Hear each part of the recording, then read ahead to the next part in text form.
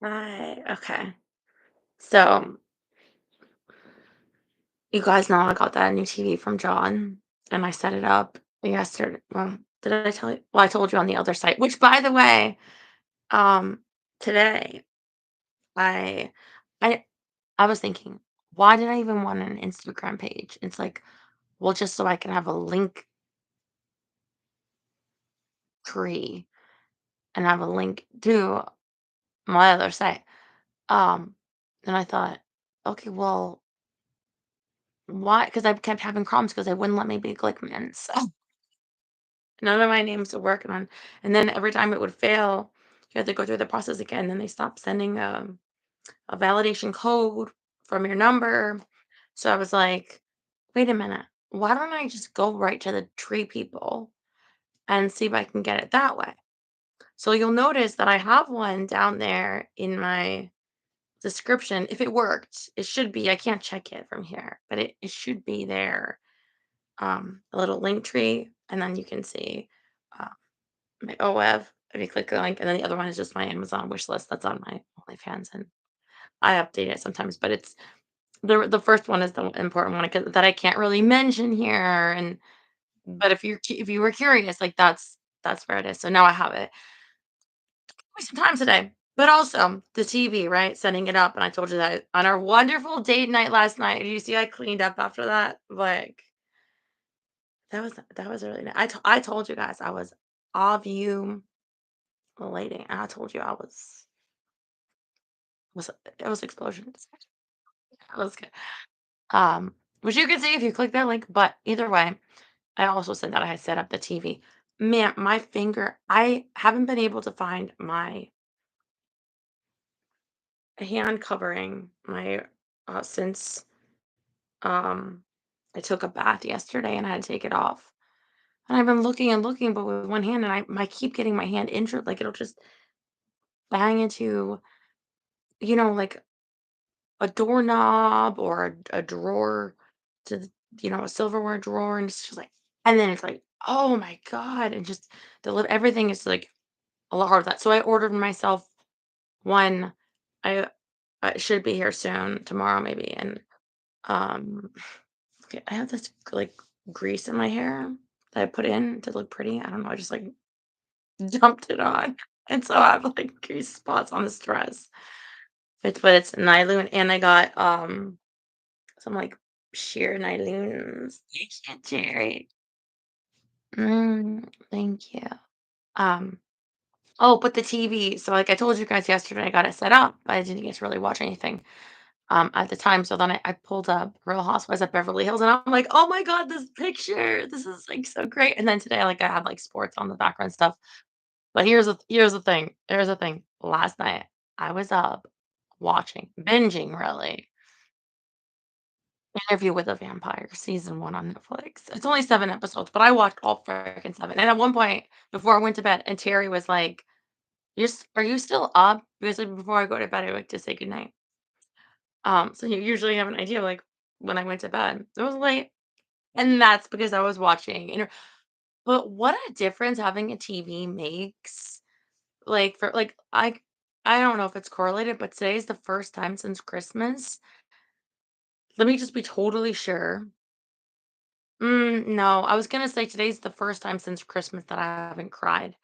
That's not true, but I'll tell you why it's not true. I didn't wake up totally hopeless because I think that it helps like escape. It helps us get into the show. And so now I want to see season 2 really bad, but I don't know how because Netflix doesn't have it.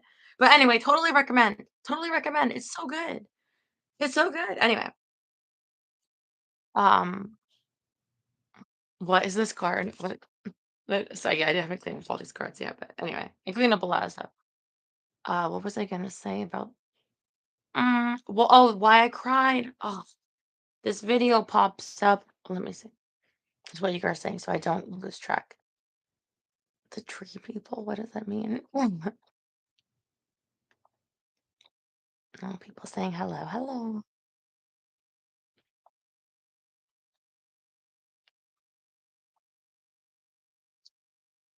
I didn't want to watch it because I really like the movie, but if you recommend, I haven't seen the movie in so long.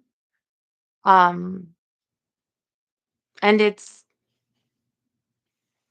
like there are changes, but in a way, I appreciate that because justify yourself. Why are you doing this? Because the movie was good. But no, it's very good. And I would especially I don't know what happens in season 2, obviously yet. But man, if you live in Louisiana, if you like I don't know, just it's so good in so many ways. And I don't know if I want to share my thoughts totally yet, uh, before more of you get to watch it if you do off of my recommendation. I think you'll have fun with it. It's very good. Um, oh, here's why I cried. I was getting ready for the show, and so I normally like to put on a little music or something, and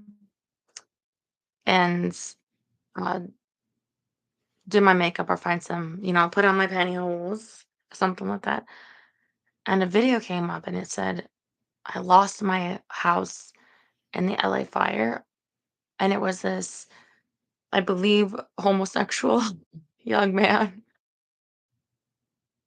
He really got me. Like, he went to the house or where it was, and first he has this like hopes like, and he has this little cat, he has a little dog, like a little chihuahua. I don't remember his name, but it's like may have something plants in it because he I guess had plants, and that was kind of his a lot of his channel as he cared for his plants. And those plants were company had a fish, his little fish and shrimp, I guess, because he goes back to where his house was. And it is so sad seeing him trying to hold it together. Like there's something so heartbreaking of seeing a man or boy um trying to stay strong when it's like it's okay like this, and then knowing that this is trauma in the making. Like this is going to traumatize him and you can are seeing it happen and then it really helped me expand from this just very like personal scenario. And I can send you the video if you want to see. It's a title that I think I lost my house in the LA fires, but it really helped me expand onto how many other people. Um, and it really got me crying. That just got me like when he went back there, and then he was able to only find like a few objects, and they're just like a couple little things. And his sadness, like, it just really broke my heart, and then I remembered how, um, actually Daryl, his aunt burned in a fire, her house, only, like, a couple years ago, and Johnny, um, his house that was given to him after his siblings died, um, and he let a man live there to be nice, and he burned his house down, burned Johnny's house down, and it's like so thinking not just of these people, but anyone that's lost their home like that, and I just felt so sad. So he ends the video and he's like, I'll have to end here. I can't talk anymore. And you see from the beginning where he's like, and he gets a picture.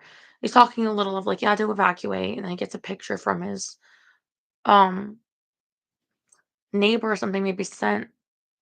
And he's like, but I have to see it for closure, like to be sure that's my house is gone. And then him going there and he had to put a mask because of all the, and you look at the cars and you look at, there's the fireplace, but he's like, that was my kitchen.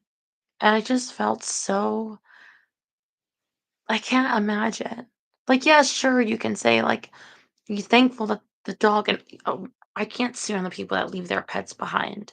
But you could say, yeah, sure, you could be thankful for this, be thankful it could be worse. But I mean, how can you not feel bad for this people? Like,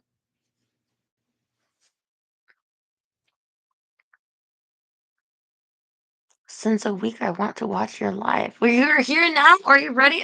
I'm very excited to get back into this book. We didn't finish the chapter last time. I believe we're on chapter two. But we ended it right at the end of a paragraph. So the new paragraph begins once she was past 16 weeks, meaning her pregnancy. So that's why I titled today's show once she was. Um, it was February of last year, and I believe they didn't know exactly why. She was a smoker, so we could easily, like, fall asleep. He had a cigarette, a candle. So many people have stories of somebody that like, I've heard of people that have heard of a family locally when this is so sad. Okay, so I knew someone that when they were a kid, a house burned down in their street and 3 children died. And the father went in, it wasn't like, but he went on the roof ripping off tiles to try to get to those children. And what he remembers is and they took their pajamas off. So you see these 3 little footed pajamas. Like they weren't even like school age. Could you imagine even losing one child in a fire, but you lose 3 babies and their little singed pajamas, like, and that always stayed with them. Like, so it's a lot of trauma. And I think seeing the overall news reports, because you're so used to news reports of data, this is what's happening. But when you see the people and their tragedy, like, and it really sinks in. Yeah, so I didn't cry for myself today for the first time, but I can't help but cry for um other people's suffering. Um which reminds me, I got sent a video.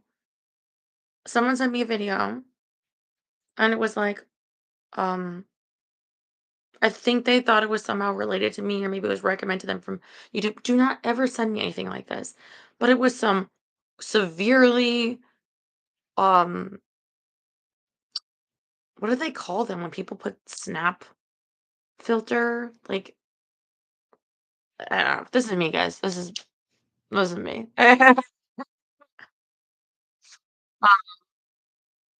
But like where they almost don't even have a nose. Like anyway. And she's like, like I had a fan and her whole page was, I guess, not very much, but it was like I had like so successful and like I was a learner, but I do OnlyFans and it was how like I don't even care. Like people steal and like I'll make more money. It's like, okay, good for you, bitch. Like, good for you not giving a fuck about sorry. I'm not allowed to say that. I just so upset.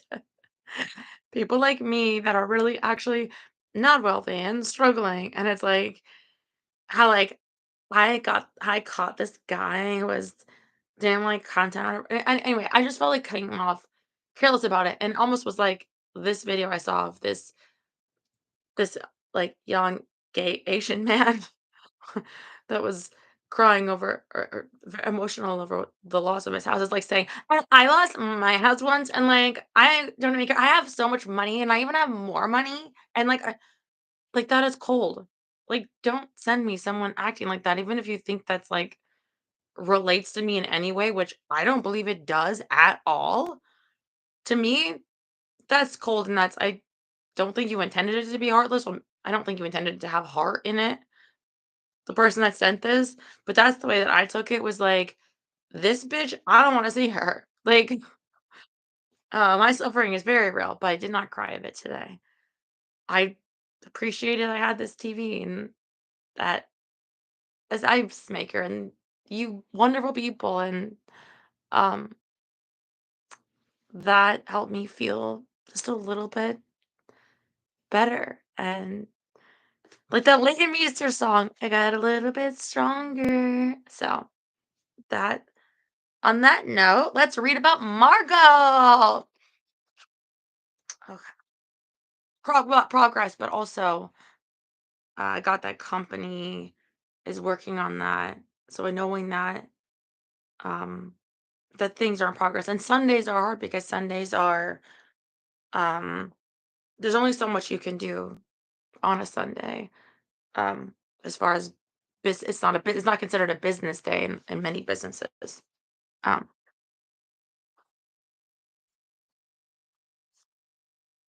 okay. Got my iced coffee over there with my machine. I'm loving this ice machine too. They don't last like forever. Maybe they have like a year in them, but so what? If you use it a lot, it's totally worth it. The happiness and pleasure it gives me, like you'll see 'em. Okay. Okay, let's get started.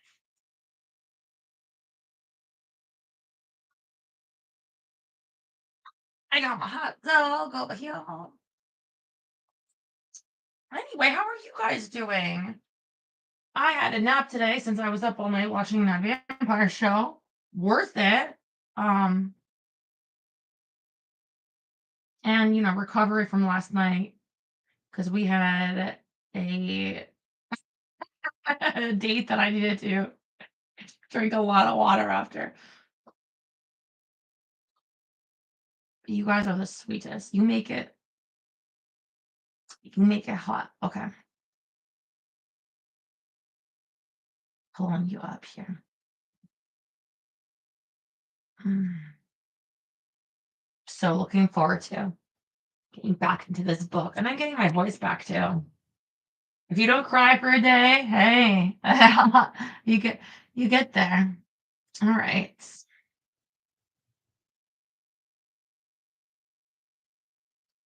Mhm.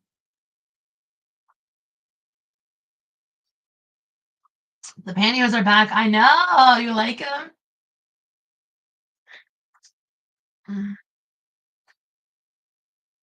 These ones, I can't tell you what brand since they were on the wall. Um, they're probably Hanes, and I'll tell you why. It's the top part here. Do we see it? It's the top part that makes me think. I don't know. How's that feel? Let me know. Oh, are you feeling better, Jerry? Yes, Jerry. How are you doing?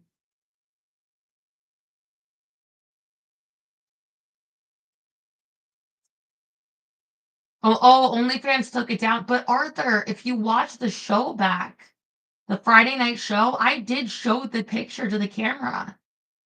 And I did show it to everyone. So they didn't take it down before I got to show it. And it's still there on the Friday show. So yes, he is adorable.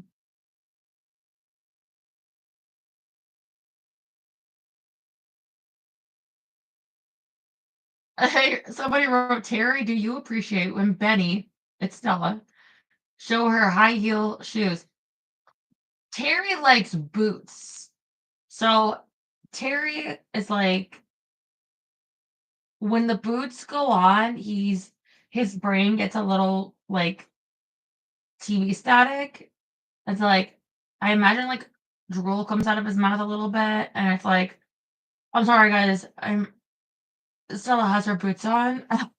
I don't wear them as often as I should, but he likes the heels, and also probably even a little barefoot, which we'll probably get more of when I after I read for a bit. But first the heels, huh? Okay, am I caught up now?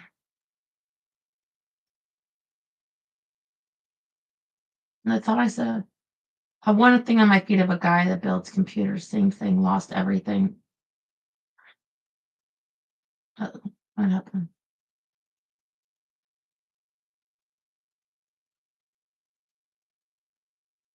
Why was Arthur timed out for that? Was that an accident? I don't get it. Mm, be nice. He's just trying to share his cousin. Okay. Once she was past 16 weeks and an abortion was no longer legally possible, Margot wrote to Mark to tell him how to tell him she was keeping the baby. Mark's gonna be like, oh, FML. She didn't want him to be able to talk her out of it. He didn't write back. Mella may be in shock. She expected a lecture, a panicked phone call. For days, she waited for the reaction she was sure would come.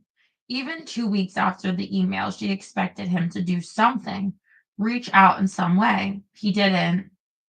It scared her how much this stung to be ignored, how much perhaps she had thought that keeping the baby would force him to deal with her. She didn't think that was why she'd made the decision, but it wasn't not why. It's not like she wanted Mark to play husband, play daddy. She knew that. If he had said, okay, my marriage is a sham anyway, I'll get a divorce and marry you and raise the baby, she would have been horrified. She wasn't even interested in seeing him that regularly. But he had always been clear about one thing, that she was important, that she was amazing. But if she really was, would this be how he treated her? When Margot told Jinx she was keeping the baby, he was very relaxed about it. Is Jinx her dad? I think Jinx is her dad, but she calls him Jinx because he wasn't like a constant father.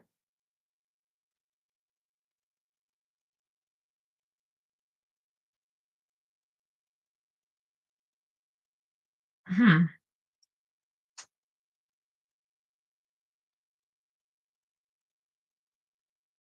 Uh, he was very relaxed about it. I'm looking forward to being a grandpa, he said. Yep, that's her dad. In his weirdly calm, Mr. Rogers-esque voice. She was the youngest of his kids, the first to have a baby, and this was not lost on her. Maybe it will be a boy, and he'll be a wrestler, Jinx suggested. Margot felt instantly terrible that Mark was so short. She hadn't even chosen a big, strong dummy to procreate with. Instead, she'd mated with a small, immortal weirdo. Jinx elegantly filled in the pause. I guess you would worry about having a short son only because of like bullying, because I feel like the world is designed for shorter people. Um, like they live longer, they have less pain, um, they can fit into sports cars easier. The only thing would be, but people will bully you for anything. They'll bully you for being too tall. They'll bully you for um they'll bully you for being too smart, for knowing too many things about a subject. Like, yeah. Uh,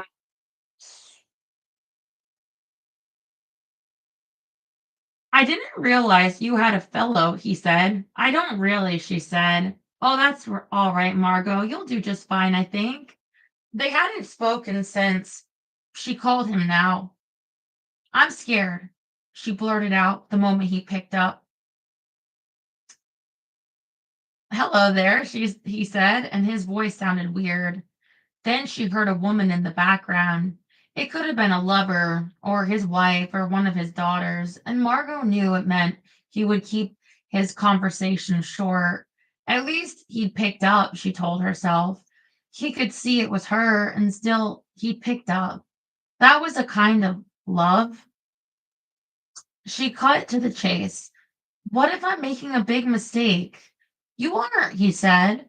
They both knew they were about to have the most abbreviated version of this talk possible. It was like speaking in Morse code.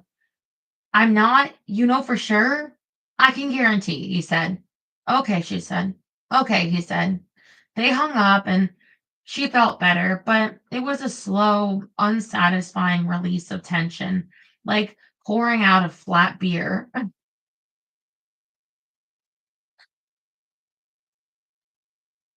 Ugh.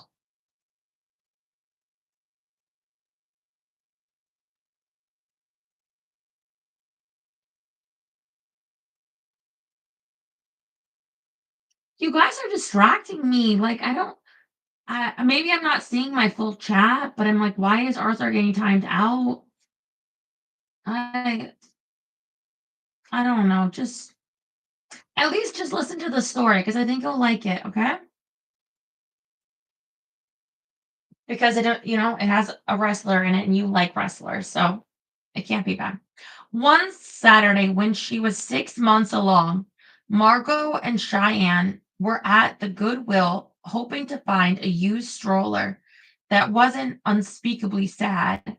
Margot wanted an Up-A-Baby stroller more than she'd ever wanted anything in her life, and the strollers at Goodwill were so far from the Up-A-Baby stroller, made of a brown floral fabric that bespoke another era or country, perhaps Soviet Russia, and crusted with food or of some previous baby who ate, by the look of things, a lot of egg. Oh my god, could you imagine being a baby in a stroller? Like, they really haven't made those are like the kings of ancient times. They're like Queen like Cleopatra being lifted by chariot, but you know what I mean? Or your own private horse. They are like, no wonder they're spoiled and they think, huh, they get my little sippy cup over here. If they're older, maybe they have like a few little Cheerios to eat, get to peruse the scenery and you're like the horse pushing the chariot. I mean, those spoiled little bastards. Sorry. This is not a baby hate channel. I'm just saying I would love to be pushed in a stroller. Is that so wrong? Oh, I don't. Okay. Mark should be buying you a stroller, Cheyenne was saying. It's the least he could do. Or he might already have one, actually, if his kids are grown. Have you even talked to him about this? Once Cheyenne accepted Margot wasn't having an abortion, she narrowed her entire focus to one thing and one thing only, getting money out of Mark. So once Cheyenne accepted, so remember, Cheyenne is Margot's mother. It's a little confusing because most people would call them mom or whatever, but so her mom wants to make sure she's getting some money. Every conversation became about this, about how Margot needed to sue for paternity and ensure he paid child support. Cheyenne was appalled when Margot refused and said she didn't want to make waves in his marriage. His wife had never found out about them, and Mark was desperate for her to remain ignorant. Don't make the same mistake that I made, Cheyenne said. You may think on some level that if you're generous and let him keep his marriage, then maybe, things between you. But that wasn't how Margot felt at all. She honestly wanted nothing to do with Mark anymore. Maybe she felt bad or guilty. Um, but you have to understand the child support, it's for the baby. Like you have to think about if you can't make ends meet, then you need to find some way because babies need things. No, she said, I'm not asking Mark for a damn stroller. Except now she was about to start crying in the goodwill, and she never even. Oh no, I'm so sick of this. Oh, it's not even there. I was gonna say I'm so sick of this popping up asking for updates. Sorry. False alarm. Back to the book.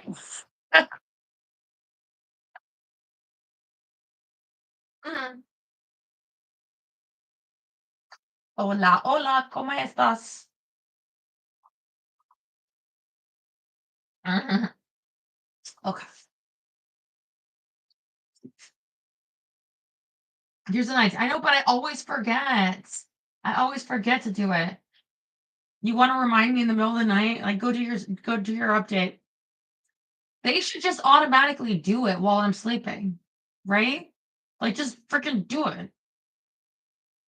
But they wait until I'm doing a show to be like, "Hey, updates. How about right now?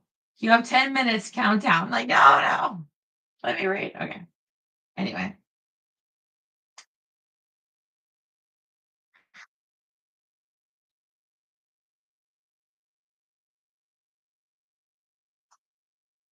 Whatever was in Target or thrift stores had always been perfectly fine with her, but she felt if she had to use one of those brown strollers that smelled like bowling alley shoes, then her baby would grow up to spit from truck windows and laugh at racist jokes. Well, maybe he'll have a phase. And honestly, there was a pretty high chance that was going to happen no matter which stroller she used. And the thought of this made her feel like she couldn't breathe. At a certain point, the kid will make his own choices, but he needs a love right now, okay? Maybe I don't need a stroller, Margot said. Or maybe I'll find one on Craigslist. That's not a bad idea. Here's what you do, her mother said, steering her toward the glassware and ceramic section. Always Margot's favorite. You write to Mark and you say, "No," Margot said, "I don't know how to be clear about this. I will never, ever ask Mark for a single thing. Not ever." Cheyenne rolled her eyes. "I guess we'll see about that. Let's go look at the blue one again. The blue one's snack tray's busted." "Let's go look at it again," Margot said, dragging Cheyenne back to the strollers. In the end, Margot waited in line for 30 minutes and bought the blue one. Her head held high, her eyes lit up by a pride that burned, that she could feel inside, its blue flame tongues lapping, and she believed then that it could make her clean, burn away every impurity, that it could save her. Yeah, if you could just hold on to your pride enough. And then Bodhi was born, and Margot was alone with him in her room, like she'd been locked in there and told to spin straw into gold. How did other women do this? She slept at most 2 hours at a time. Her pajamas were crusted with dried milk and baby spit up. Instead of changing out of them, she'd put on her giant gray sweatshirt, strap Bodhi in his carrier on her front, and shuffle down to fuel up on the corner, where she'd buy an orange juice and harvest cheddar sun chips, a breakfast she and Becca had invented called orange meal. She texted Becca way back after their call, "I'm keeping it," and Becca hadn't responded. When Bodhi was born, she sent Becca a picture. Becca texted back, "He's beautiful. Congratulations." But after that, radio silence. Even the girls she knew from high school, who admirably tried to stay friends with Margot after Bodhi was born, coming around with Chinese food and hoping to watch Netflix, were disturbed by how impossible it was to have fun with the baby. They didn't know how to hold him. He'd arch his back and thrash when they tried, so they couldn't even help while Margot took a shower. He knocked over an entire container of egg foo young with a flailing arm while he was still hooked to Margot's boob.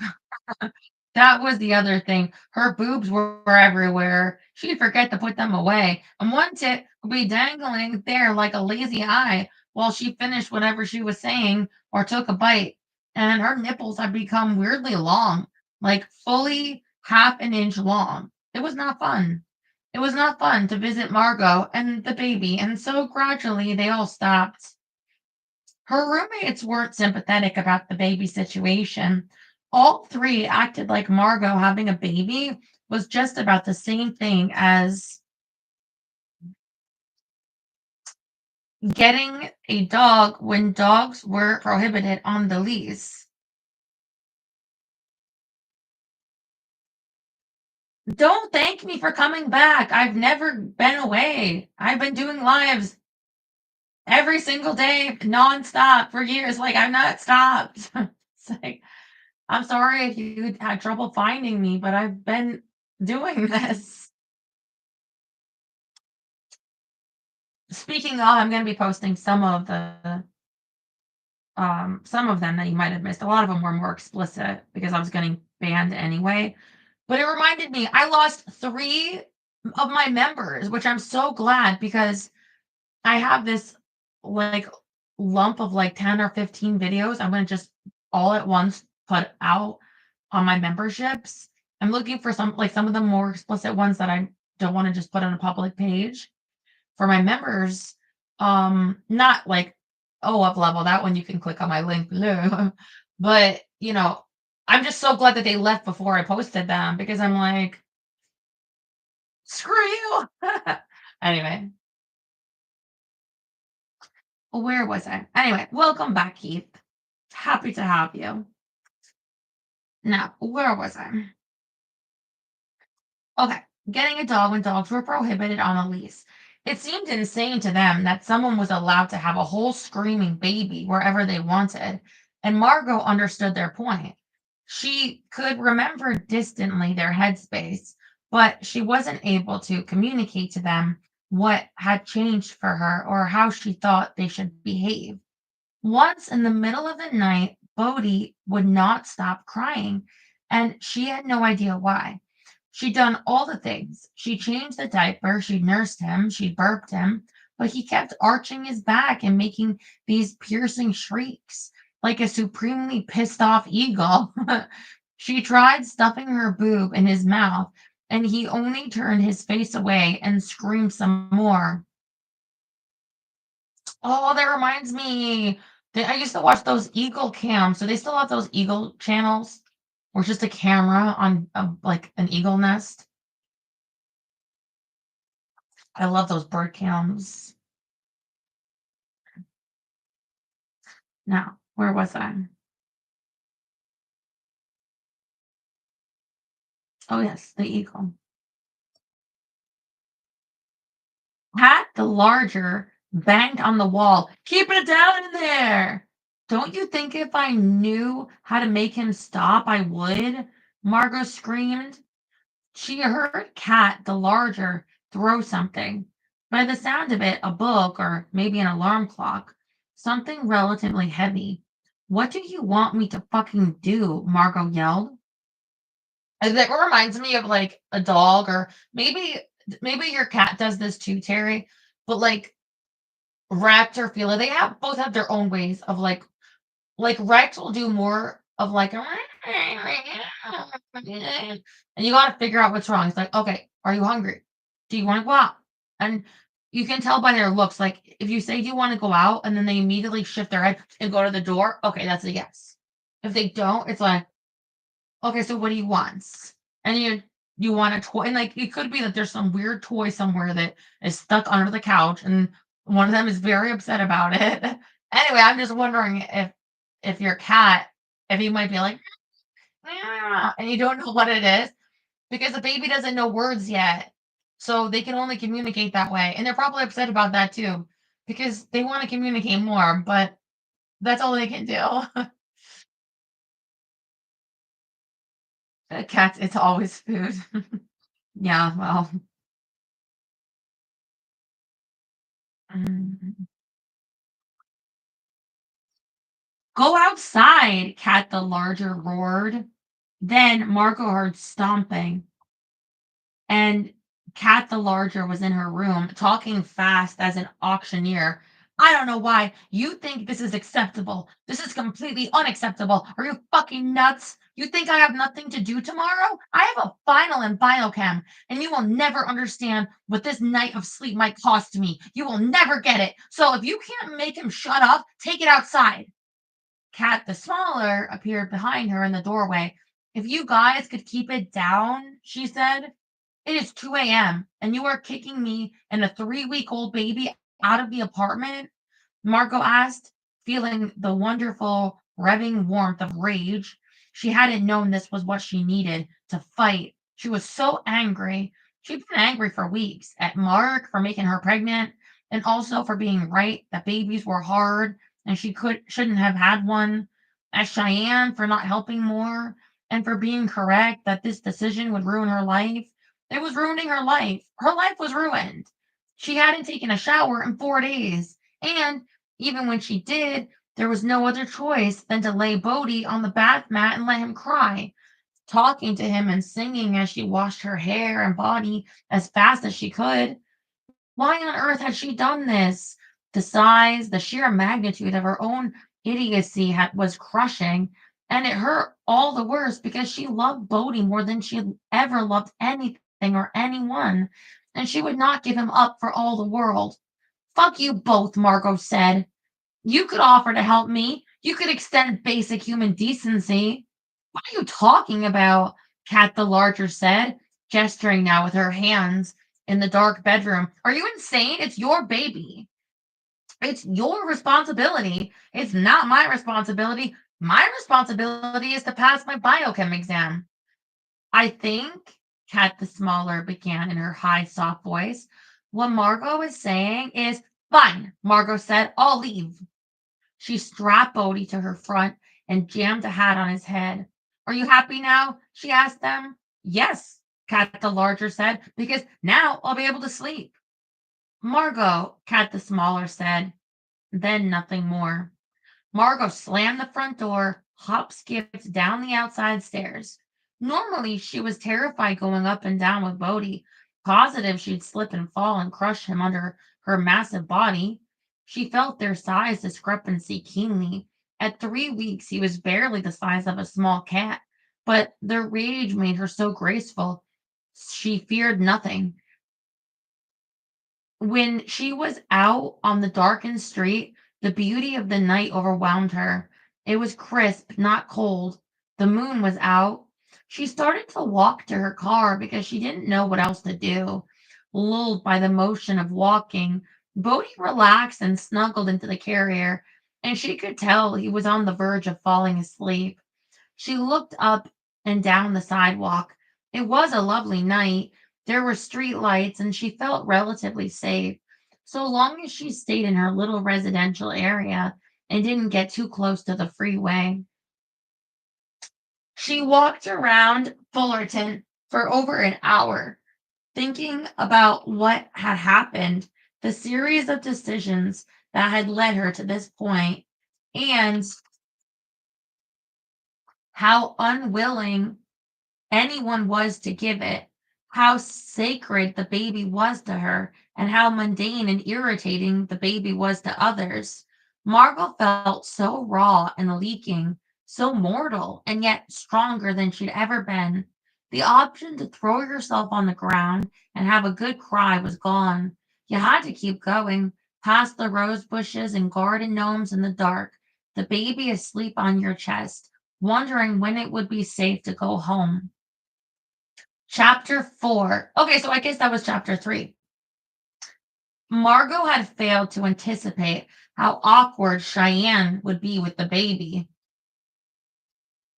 When Bodhi was placed in her arms, something odd seemed to happen to Cheyenne's elbows, as though marionette strings had pulled them too high. Even her happy smile couldn't disguise her mounting panic. This is so weird, Mom, Margot said, because it was weird. It was markedly weird. Well, it's been a while since I held a baby, so excuse me, Cheyenne said. It was true that Bodhi did seem to cry whenever Cheyenne held him. Margot was convinced it was because Cheyenne couldn't relax, that he was picking up on her vibes. Or it's your perfume, Mom. It might be too strong for his little nose. I don't understand why you're nursing him. Why not give him a bottle? Several times Cheyenne asked this question, and each time Margot explained that giving a baby a bottle too early could cause nipple confusion and mess up their nursing. Did you breastfeed me at all? Margot asked, finally piecing it together.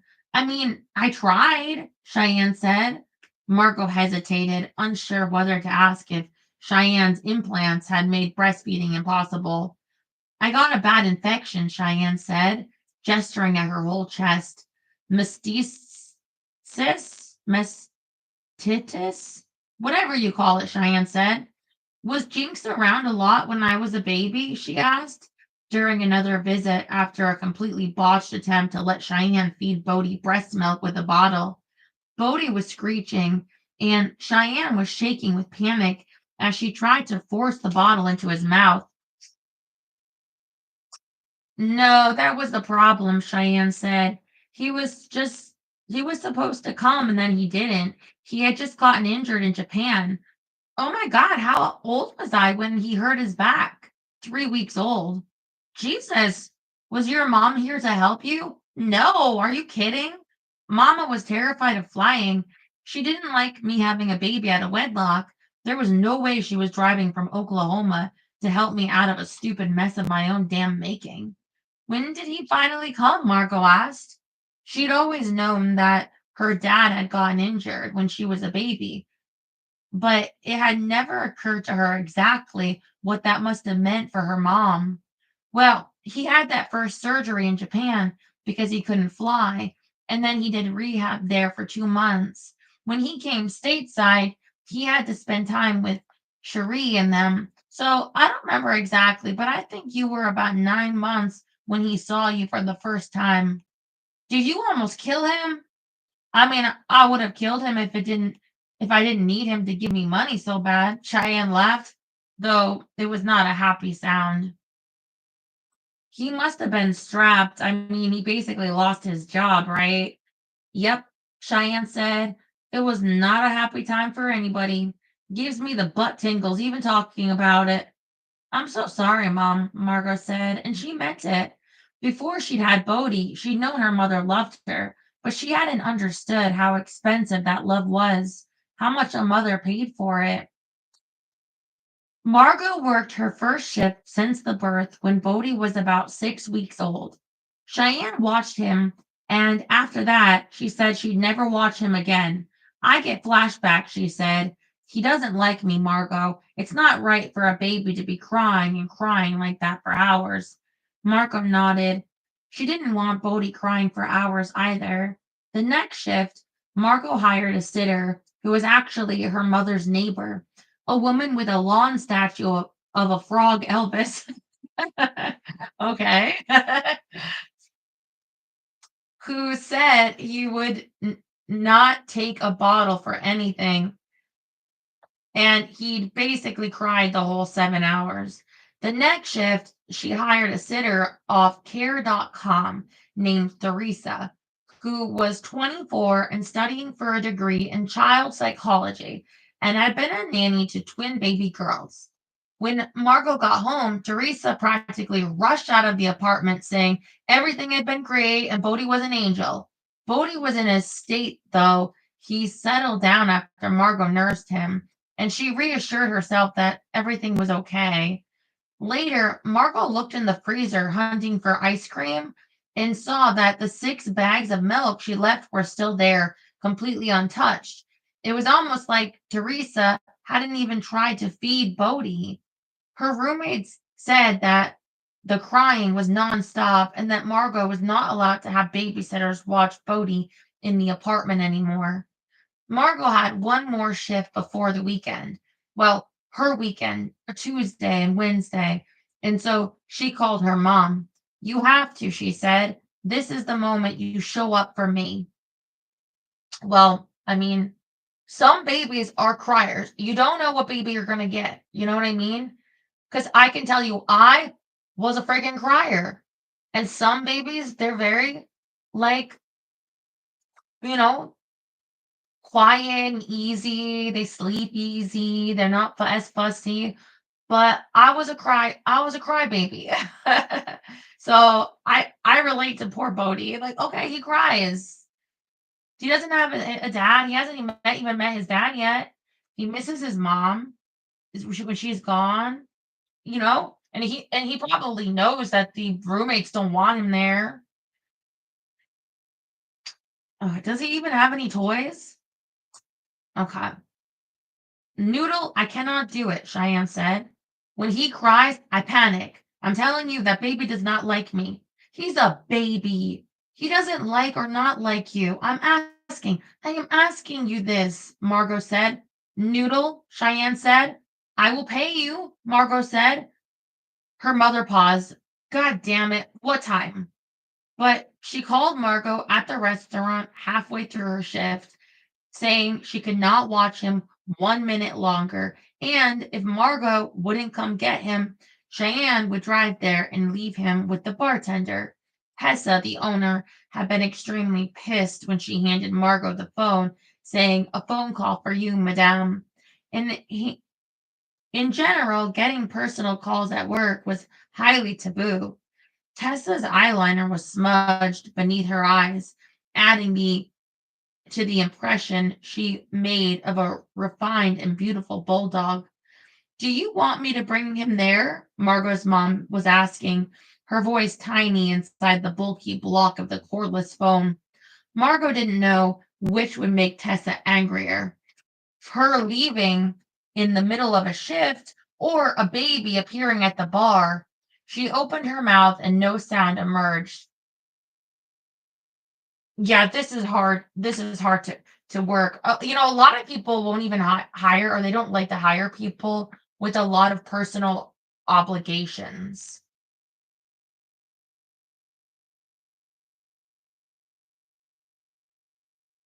Okay, you're back, Arthur. That's good. It's good to see you.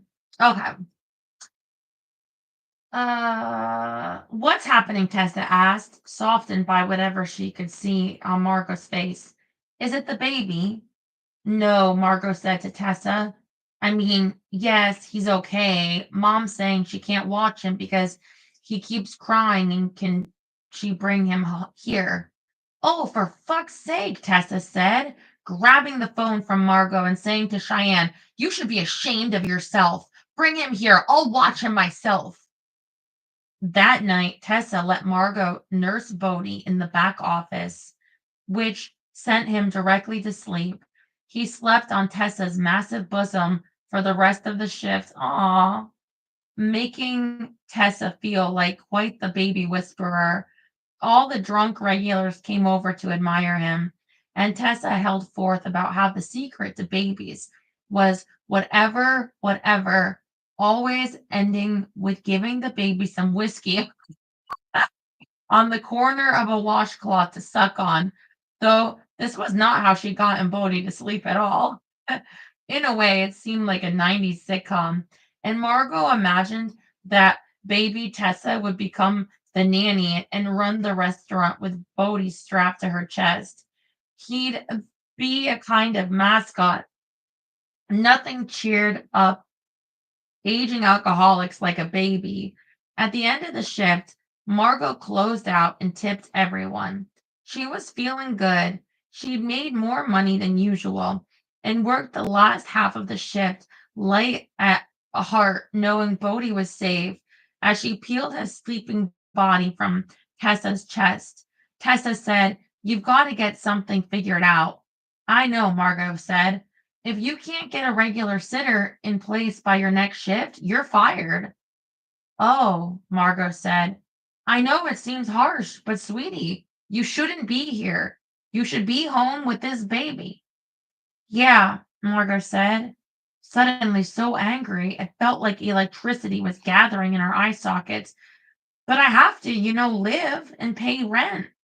Move in with your mother. Jesus."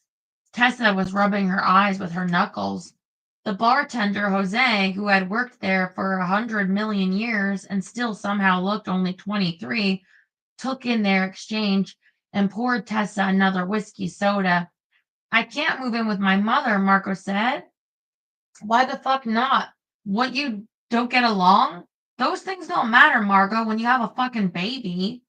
Margot stood there, angry and trying not to cry, too stubborn to speak. "I'm not going to actually fire you," Tessa said with a sigh. "I mean, I will, but I'll hate it so much. Please don't make me." Margot nodded. She couldn't look at Tessa. She couldn't look at anybody. She moved her head around so the dark kaleidoscope of the restaurant swirled around her. All the drunk people laughing, her baby in her arms. "Have a good night," she said. "Margot," Tessa said, "don't be upset." Margot kept walking out the front door, down the street, to her beat up purple Civic. God, how she had loved that car when she first got it, her junior year. It was used and already had 80,000 miles on it, but it had a sunroof and a radio, and that was all that mattered. Jinx had surprised her with it. She and Becca would go driving, spying on houses of boys they liked. Bodhi woke the moment she placed him in his car seat and cried the whole way home.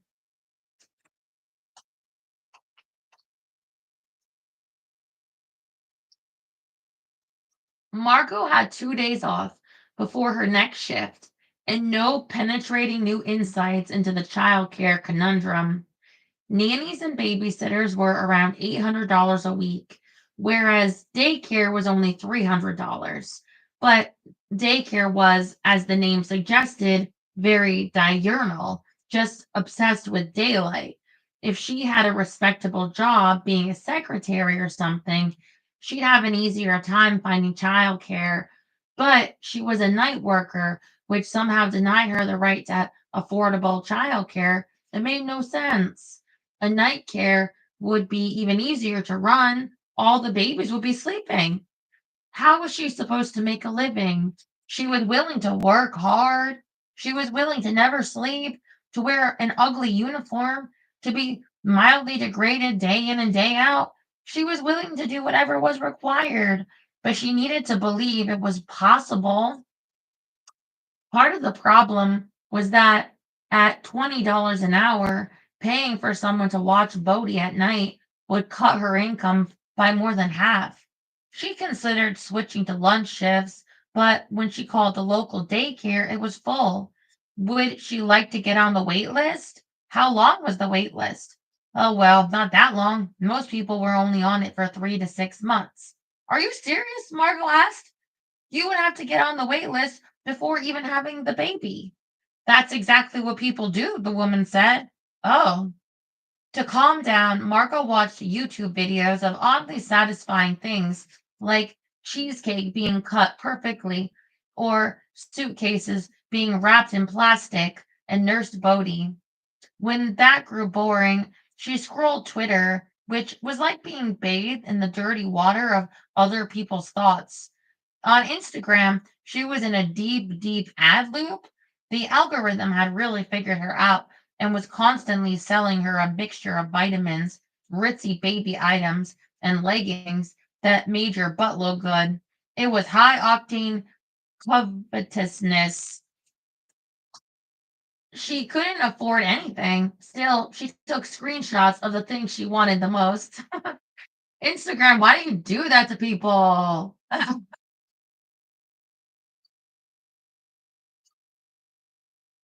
See, that's the thing with why I don't wanna have an Instagram. I don't want them to recommend shit to me, like, I don't wanna start the day thinking, you know, I I'm not the worst thing in the world, like, there might be something attractive about me somewhere, and then you go on Instagram, and then by the end of the day being like, "Okay, so I need to have, all my pubes lasered off, and I need to have new breasts, with, like, sacks of plastic shoved in, and, I need to be drugged up and risk dying for that. Oh, and I also need injections into my face, lips, butt." And, like, when you woke up that morning, you didn't think that you were literally the crypt keeper. Like, I don't know.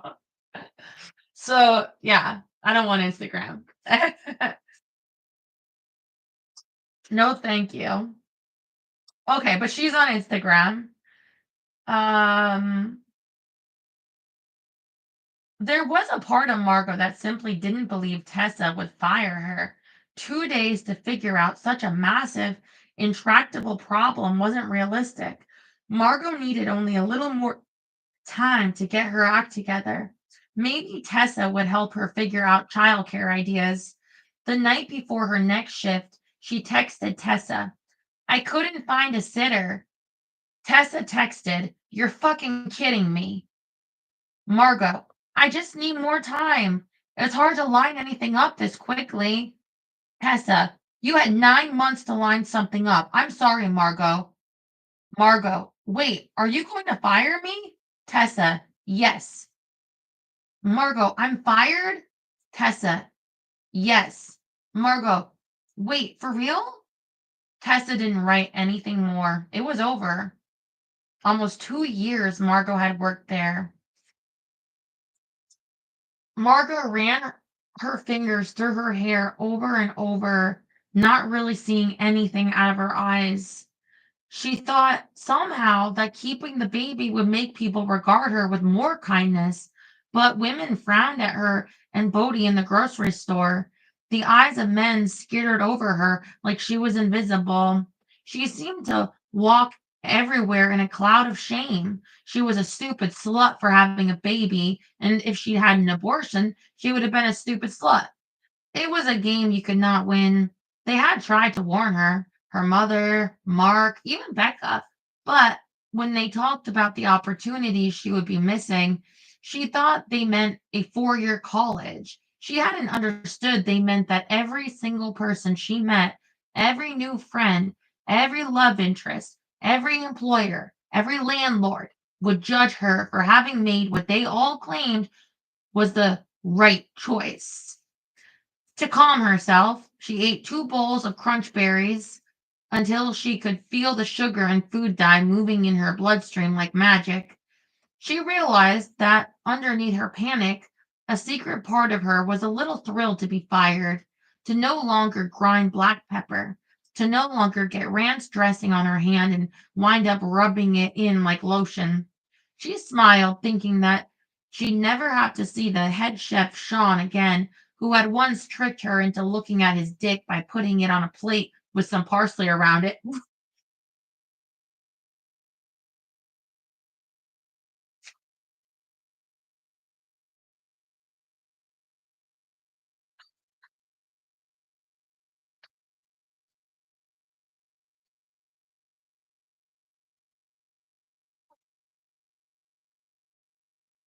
So I'm imagining every one of you guys doing that. The thing that's shocking to me is like not shocking. I'm trying to find the right word. The thing that like makes me giggle is that it's not out of the realm of reality. I'm not like, well, I can't believe someone would do that. But no. Sorry.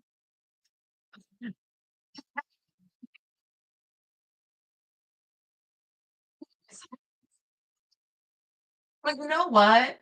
At least he what do they call it? He garnished it with some little sprigs of parsley.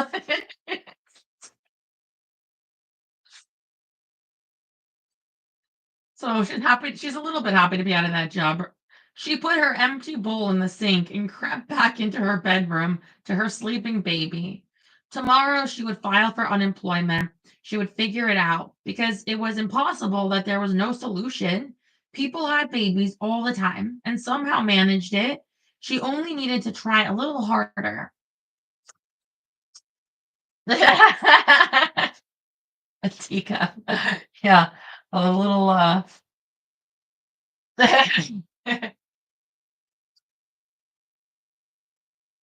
little tea salsa.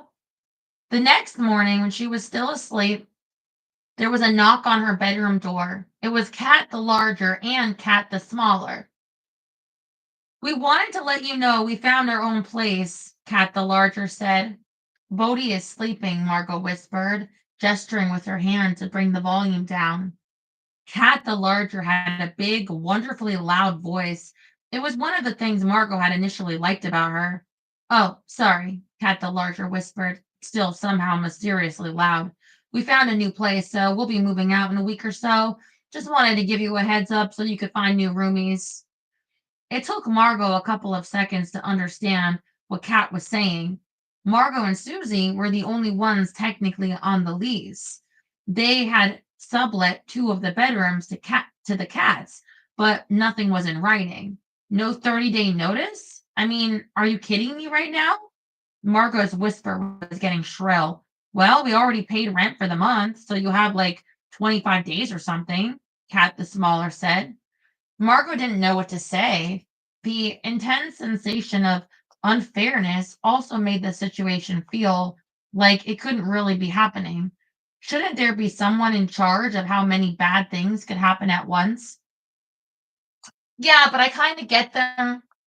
Like, I kind of get them wanting to move, like because if it interferes too much with your ability, like if you have a disability or something, you really can't focus. Because the thing is, by nature, baby screams are actually designed to alert you because we're supposed to care about babies.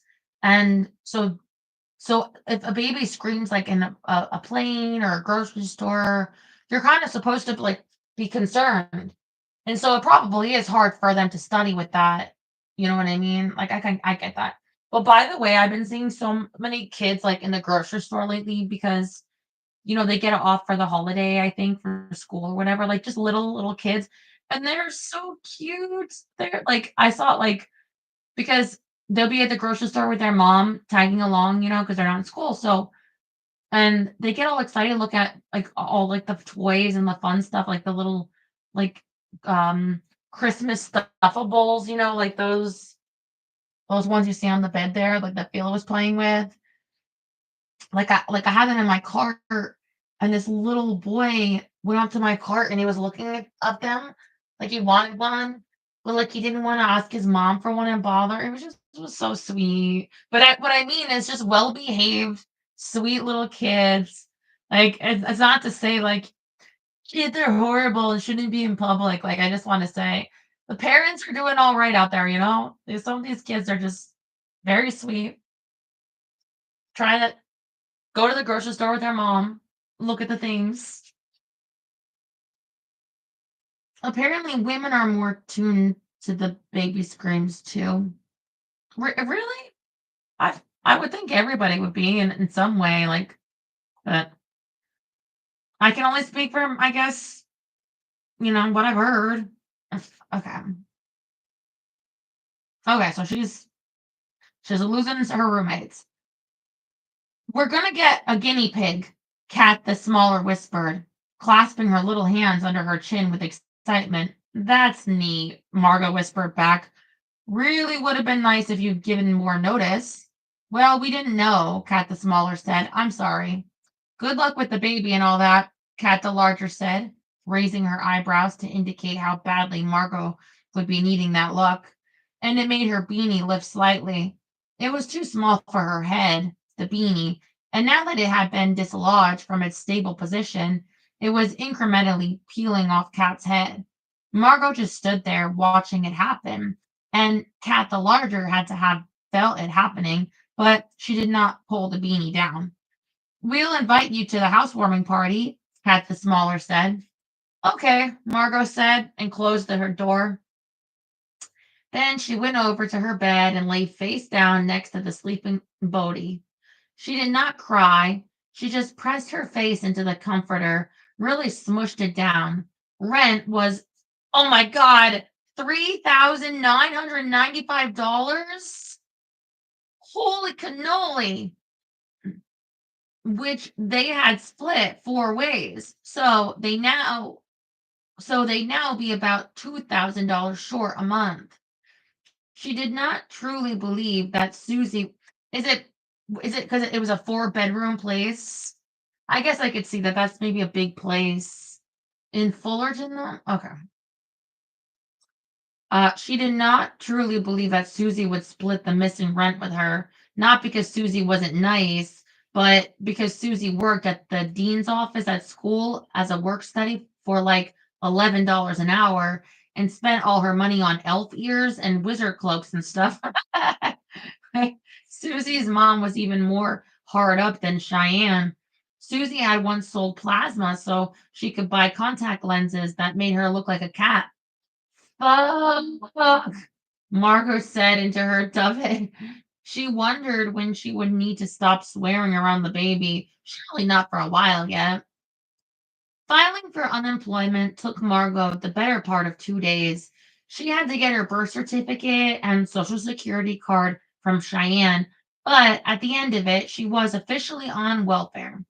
When she got to the last screen, her heart stopped. Congratulations! The state would give her $1,236 a month. Digital confetti rained down on the screen. Margot stared at it. How did anyone think someone in California could live on that amount? She would have $200 after rent, and that was assuming she found new roommates immediately. She picked up her phone, set it down, then immediately picked it back up and called Jinx. It rang and rang. She normally would never have left a voicemail about something like this. His other kids and wife knew about her, but they didn't like Jinx talking to her. And she knew his wife, Sherry, was constantly snooping on his phone. She didn't have it in her to wait, though, and she figured he was probably in Japan, a sherry-free zone. Dad, this is Margot. I'm in a really bad spot. I got fired from my job, and my roommates are suddenly ditching out, and I'm on the hook for 3 grand a month in rent. I filed for unemployment, but they'll only give me 1,200 a month. I need help. Like, it kills me to say that because I did this to myself and everyone told me, but I'm scared. So if you could please call me back as soon as possible, I would. I'm just freaked out. So yeah, okay, sorry, this wasn't more cheerful. Love you. She felt sure he would call her back. She never asked him for anything before this. She never asked him to come to her graduation. She never asked for an iPhone. She never even asked or expected that he come out for Bodhi's birth. She'd been saving a whole life's worth of chips, and now she was trying to cash them in. And she knew that he loved her. She knew he would call. Later that week, as I was eating microwave pizza amid the towers of the two cats' moving boxes, which for some reason they decided belonged in the dining alcove, I scalded nearly all the skin off the roof of my mouth. As I was peeling off the white flap of numb skin, my mom called, Kenny wants to meet you. It took me a second to respond. I've already met Kenny. In passing, she cried. All right, so he wants to take you out to dinner and really get to know you. That sounded creepy. Would you be there? Yeah, I think so. I mean, I didn't ask. Gosh, I wonder. Is this a formal interview process? I thought I heard Bodhi in the other room. Pulled the phone from my ear and listened to the air, but there was nothing. I took another bite of pizza. My mom was still talking when I put the phone to my ear again, which I'm not counting on my chickens before they hatch. I've done that before, but I do think this means it's getting serious. I really do believe that. If he asked you to marry him, would you say yes? It was hard to imagine that she would. Kenny was so old and kind of rigid, needed things to be just so. He had that tight pot belly some skinny men grow as they aged. He had been a high school math teacher and retired early to work for his church. With her Bloomingdale's discount, my mom had been mainlining beauty serums and anti wrinkle creams for years, and she didn't look much over 30. So even though Kenny was only 6 years older, there was still a May December vibe. You bet your ass I would, she said. That man is everything I'm not. He's stingy and cheap, and he plans things. I laughed. It was amazing how depressed you could get and still find things funny. In fact, things seemed even funnier. Oh, yeah, you need to laugh or you'll die. Really.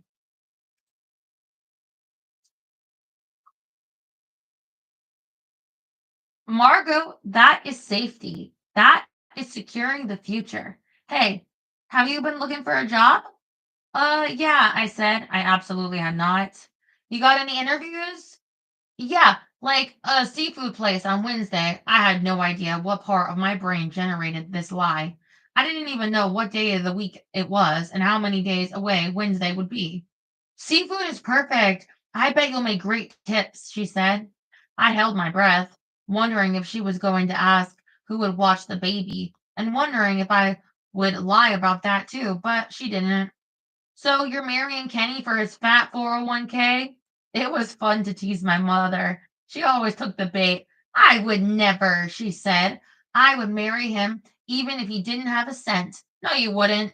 I would, she insisted, because Kenny is the kind of man who could lose it all and build it back again. You think that man's going to let you spend $400 on face cream? He doesn't have to know about the face cream. $400? He's going to know about it if you marry him and get a joint checking and all that. I can't imagine you giving up that much control. I have my ways, she said. I knew she meant poker money or jinx money. Do you love him? I asked. I do. I assumed she was bluffing, though I wasn't sure. She doubled down. I admire him. I admire the way he is because it's different than the way I am. Okay, I said, softening. I understand.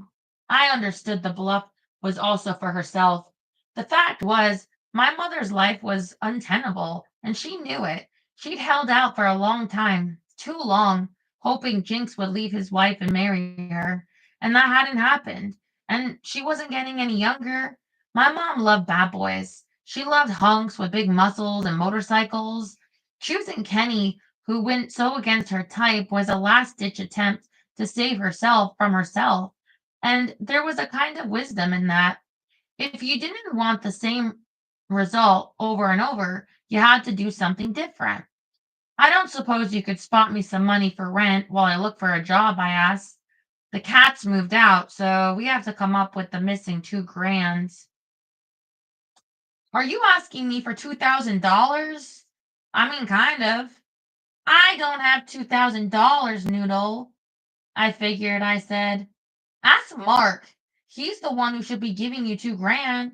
Yeah, I said, completely numb. So, when are you free? You'll have to get a sitter. To have dinner with Kenny? Yeah. Why wouldn't I bring the baby? I haven't told him about the baby. Okay, I'm not pretending I don't have a baby, Mom. I knew well enough to head these things off now. When Grandma had finally died, Cheyenne reused her death again and again to get out of things. I knew you were going to be this way. Yes, because this is psychotic. It is not his business whether you have a baby or not, Margot. I'll go to dinner with Kenny as soon as you tell him that I have a baby, I said. Fuck, she said, and hung up on me. I don't see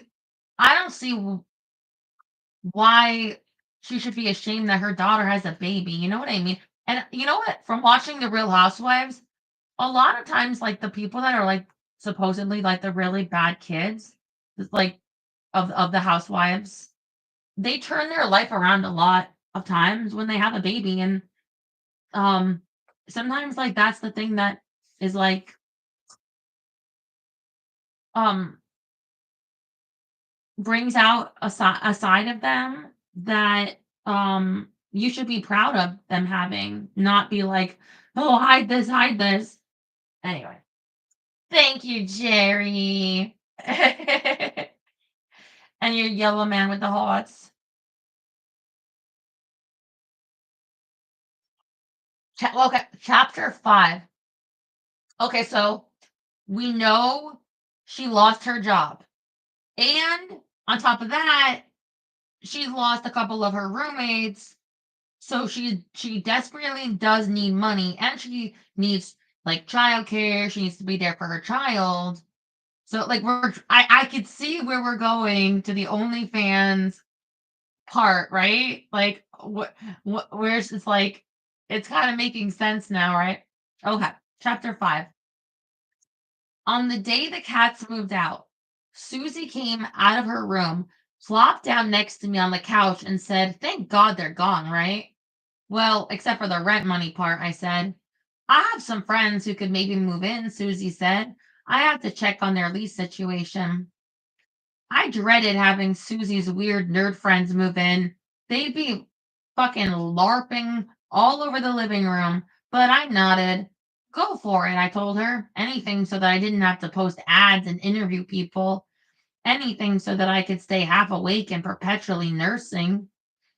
After 2 weeks, it had started to become real to me that Jinx wasn't going to call me back, and the sadness was like quicksand. Oh, I feel so bad for her for that. It's her dad. But it's also her dad might not have the money, like, either, and he feels bad. Yeah. All right, hold on. Quicksand. Hey, I saw Mark on campus, Susie said. Oh, what did I just do? I just got my heel in the blanket. Sorry. Mark being Bodhi's dad. Mhm. Yeah, I didn't want to talk about Mark. Every time I thought about him, it hurt. Not because I missed him or loved him, it just hurt. He looked rough, Susie said. Real rough. I shrugged, but I was a little bit glad that he wasn't out there thriving. Did you know they made him chair? Good for him. No, Susie said. Everyone hates being chair. It's so much work. He's fucking miserable. but he's in all the faculty meetings now, so I get to give him the stink eye. Part of Susie's job was keeping minutes at all the meetings for the dean. It was so weird how I had been a part of that world, campus and college, and now I never left the apartment except to go to the gas station. I finished out the spring semester, and Bodhi had been born in July. So I hadn't registered for any classes in the fall. I had always assumed I would go back at some point, but now that idea seemed ridiculous. Can I hold him? Susie asked. She'd never asked that before. Bodhi had finished nursing and was soundly asleep in my arms. I rolled him onto her chest, grateful for the chance to stand up and stretch. My lower back is fucked, I said. Oh my God, it's like having a cat sleep on you, Susie cooed. A person cat. Can you stay like that? I asked. I haven't pooped in like 2 days. You bet, Susie whispered, relaxing a bit, tucking Bodhi's fuzzy head under her chin. But if he wakes up, I'm barging in there and handing him back. Deal. Margot waited until 10 days before the rent was due. Then she swallowed her pride and wrote to Mark, asking to borrow $3,000. She wondered if he would write back. Of course, we can email, he had said. We can email for the rest of our lives. Okay. um, as though what they had was real. Had it been for real for him? Though she'd never been able to tell exactly. It he seemed so caught up in his fantasy. Maybe she'd been the one being foolish. Of course, it had been real. Just look at this real baby in her arms, this real rent money coming due. That's true.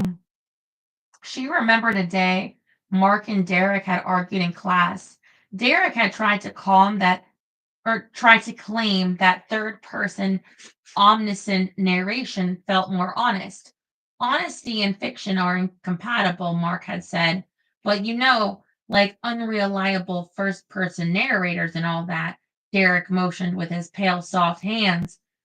Fiction is always a lie, Mark said. Look, I'll do it right now. An opulent table lay heavy with meat and fruit, wine and cakes. Is there a table? Mark looked around himself, pretending to search for the table. Yeah, but Derek said, yes? Mark asked. I don't know, he said. You like your fake things to be more real feeling? I guess, Derek said. Not me, Mark said. I like the swagger. I like the bravado when the author says, hey, look at how fake this is. Now I'm going to make you forget all about it. Margot knew everything that had happened with Mark was as fake as it got, but that didn't make the result any less real, and she was going to need help paying for it. A day went by, and then another, and no word from Mark or Jinx.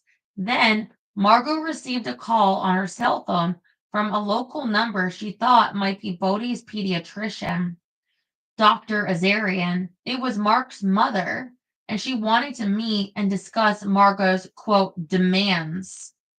Even as it was happening, Margot couldn't believe it that he had taken his problem and handed it over to mommy. It was surreal. I don't have any demands, Margot said. Well, I do, Mark's mother said, and she told Margot when and where she wanted to meet. The building Margot pulled up to almost looked like a medical center. When she went inside and found the suite number, she saw it was a law office and thought, oh, she went in, Bodhi alert and smiley in her arms. The secretary asked for her name. Margot couldn't believe this girl would know her name and have an actual appointment for her, but evidently she did. And the girl showed her into an office that contained a rich old woman in a pink skirt suit and a curly haired lawyer with a long, horsey face. The lawyer's name was Larry. Larry the lawyer. No, no, no. Margot, you need to have your own lawyer with you. The woman's name was Elizabeth, and she was Mark's mother, who was clearly surprised and appalled that Margot had brought Bodie with her. It's your grandbaby. Come on. We certainly weren't expecting this, Elizabeth cried, fake laughing. Where did they think she would leave the baby? With her 24-hour Swedish nanny? Margot was so overcome with panic at being in this room that she missed almost the first 5 minutes of what was said. It was overwhelming how oddly similar Elizabeth and Mark's mannerisms were. They both had a way of looking down so you could see the twigs of their straight, brittle eyelashes and pursing their lips before starting a sentence. When Margot could finally hear over the sound of her own heartbeat, Elizabeth was still talking. Every time Larry tried to interrupt, Elizabeth held up her hand and seemed to press the words right back inside him. And in exchange, you would guarantee that you will not attend Fullerton College in the future, make no contact with Mark or his family, and you would need to sign this non disclosure agreement, which is why Larry is here. Larry nodded. He sure was there. So, can I ask, is Mark listed on the child's birth certificate? Larry said. No, I left it blank, but if I did all those things, then what? Margot asked, hugging Bodhi in her lap. He was lying on her, looking out like she was a giant human recliner. You would receive the 15,000 immediately to cover the startup costs, if you will, and when the child turns 18, it would receive the trust I already mentioned. Elizabeth kept calling Bodhi the child, even though Margot had told her his name.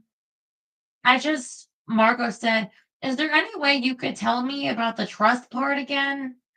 She could tell from Elizabeth's fake concerned eyebrows that Elizabeth thought she was stupid, but it seemed important to find out what was going on here. Oh, yes. Shouldn't be having her sign anything when she doesn't even have her own lawyer or anybody. She thought she was just meeting his mother. Okay. Uh, okay, Elizabeth said slowly. We would take $50,000 and put it in a trust. Think of it like a bank account. And we would invest that money in something called a mutual funds. And that money would grow so that when he turns 18, it should be worth around 300,000.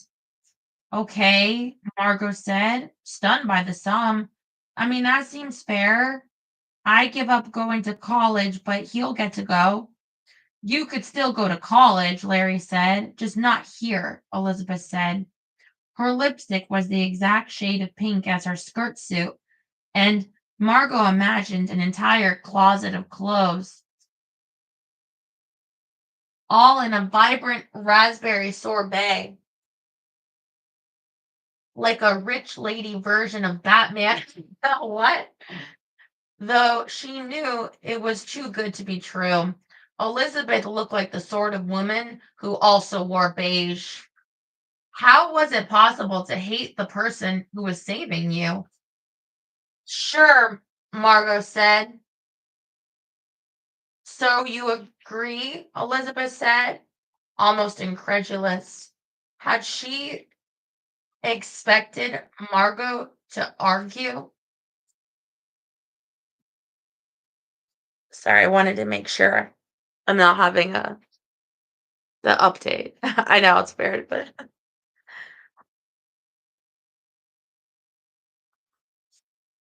it doesn't matter. You should look over it.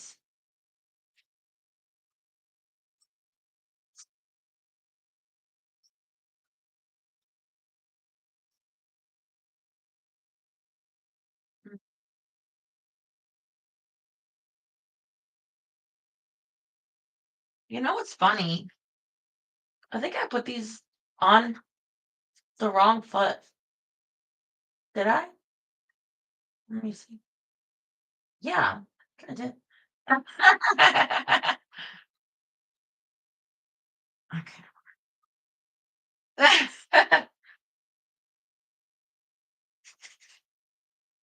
Okay, where were they? Oh, yes, the suits. So you agree, Elizabeth asked, almost incredulous. Had she expected Margot to argue? That was the only inkling Margot had that she might be getting taken advantage of in some way. And that, my friend, is called foreshadowing. She hadn't put it together that this was not a lot of money for these people, that she could have asked for twice as much, and Elizabeth wouldn't have balked. Margot had Mark's whole life in her power. She could end his career, destroy his marriage, ruin his reputation. The Me Too movement was everywhere, all around them, in the news every single day. A year ago, Mark would have been fired for sleeping with a student. Now everything was changing. The past bulged and contorted beneath a new lens. It was beginning to seem as if the once whorish Monica Lewinsky had only been a poor intern taken advantage of by the President of the United States. Men were being pilloried, men were being canceled, men were going to lose everything. But it was beyond Margot then, that long ago Margot, to imagine that $50,000 wasn't a lot of money to someone. Mainly, she thought Elizabeth, Larry, and Mark had arranged all of this on the assumption that Margot was some low class, immature girl who might get mad and call Mark's dean on a lark or show up at his house for drama's sake. Margot could have told them she would never do this, but now her survival depended on them believing she could. So she signed everywhere they told her, too embarrassed to actually read it right in front of them. When she got back to her car, she stuffed the contracts in the glove box. She didn't want to look at them. They seemed almost dirty. The check she drove immediately to the bank to deposit. She'd never had a bank balance higher than $500 before. It seemed like so much money. She worried the teller might challenge her, accuse her of forging or stealing it somehow. Margot signed the back and handed it over. The teller said, "Is that all?" I can still see her, that Margot, floating back to her purple Honda Civic, so numb inside, almost shell shocked. She wasn't sure what she should do next. Bodhi had miraculously fallen asleep, so she went to the Arby's drive-through, ordered two classic beef and cheddar sandwiches, and ate them both in the car while he slept. As the fat hit her bloodstream, she realized she was extremely happy. She had $15,000. Yes, she felt gross and degraded, but she had done it. She'd saved them. I like getting to be the me now, watching the past me. It's almost a way of loving myself, stroking the cheek of that girl with my understanding, smoothing her hair in my mind's eye. Oh my God. I sometimes feel that way about myself. Like the other day, I found a journal. I was looking for, like I was saying on my show, I want to have more like planners this year, like write things down, like be more, be, jot things down more, less scatterbrained. But anyway, I opened this notebook and with this flamingo on the cover, and it had the date on it of when I from years ago, and it was like subscriber counts. And I would write the day and the time like as it was going up. So it was like it started at like 50,000 something, and then to 51, and then it'd be like 51,206. And then like 10 minutes later I would update. It was like 51,000 like 208, like, and I did, and anyway, I was like, this poor sweet girl, she has no idea what fresh hell is coming. Like, she thought she was like working towards something. And didn't know it was all gonna be gone, but looking back at that, when you see notes, like, or I guess if you guys, it could be a picture in your phone, or if you had Facebook, or like if you don't do diaries or anything like that, but you can see yourself, like, and you almost were like, I just thought, what a cutie pie doing this with her little journal. Like, I don't know. I felt like it was so, how innocent to think it was gonna work out, or to hope, I suppose. Anyway, the Arby's beef and cheddar we support, but they raised their prices on that. Remember when you could get 2 for 5, I think, and then it was like, was not 3 for 6 or 2 for 6 and then 2 for 7, and inflation, man, I'm telling you. And the prices on drinks nowadays too. Like,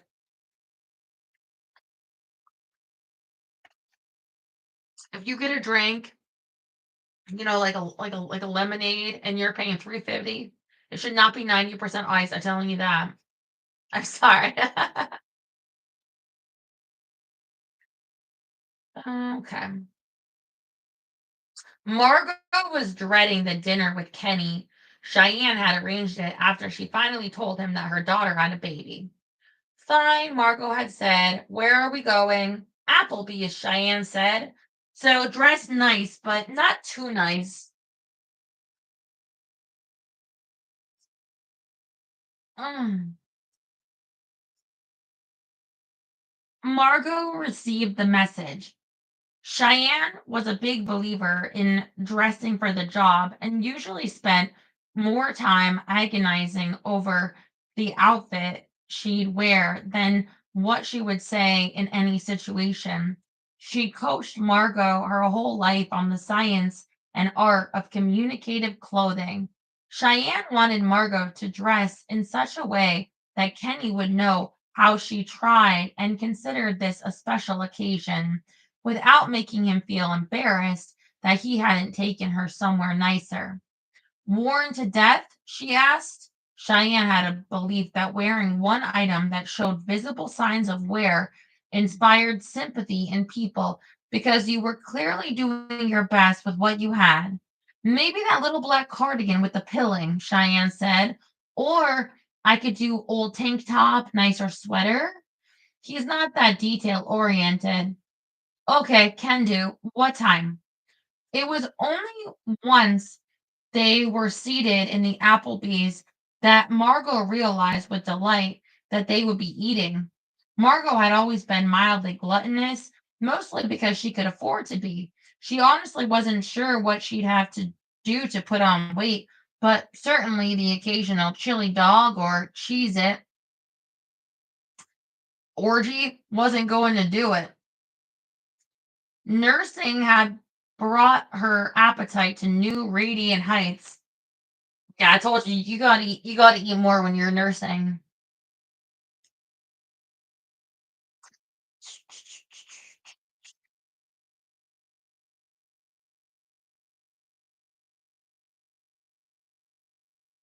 She looked at the full color photos of the Applebee's menu like it was a rich people Christmas catalog. Yeah, the old Neiman Marcus catalog. The riblets glittered darkly, and the fried shrimp seemed to sparkle with promised crunch.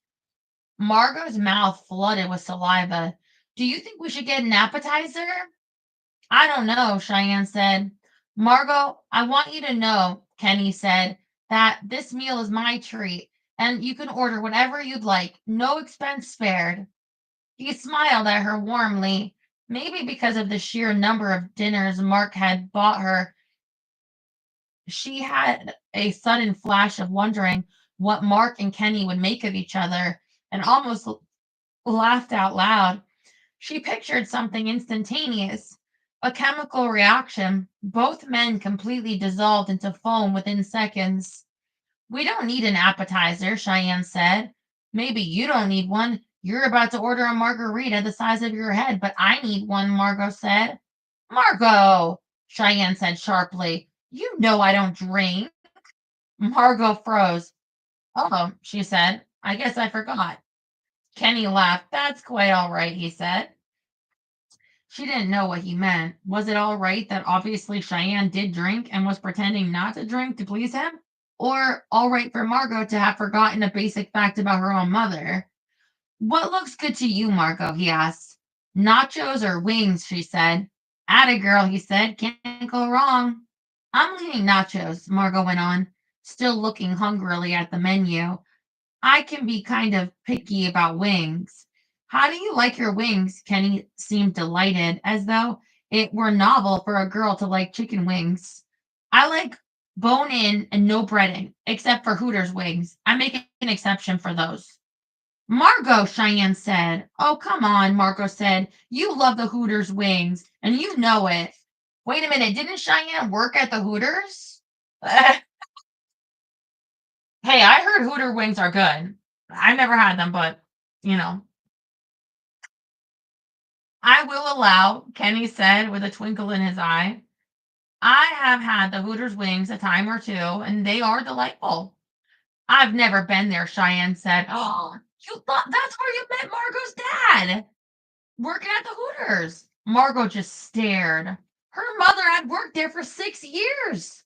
She was beginning to think the problem with Kenny wasn't Kenny, but whatever phony personality Cheyenne seemed determined to project. Why lie about that? Like, why lie about that? Why?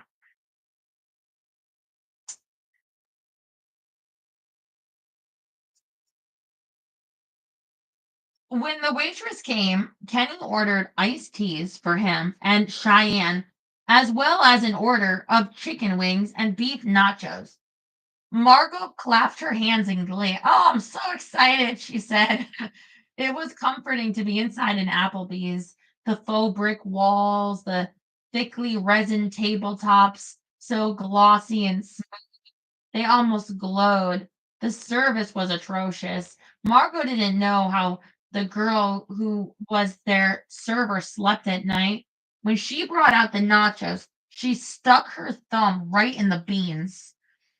Margot saw her lick it clean as she walked away. So tell me again, Kenny, Margot said, you work for the church?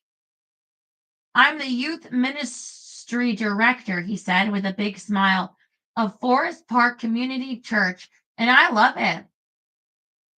Oh, neat, Margot said, though Kenny was so old and radically uncool that it was hard to imagine what kind of youth he could successfully minister to.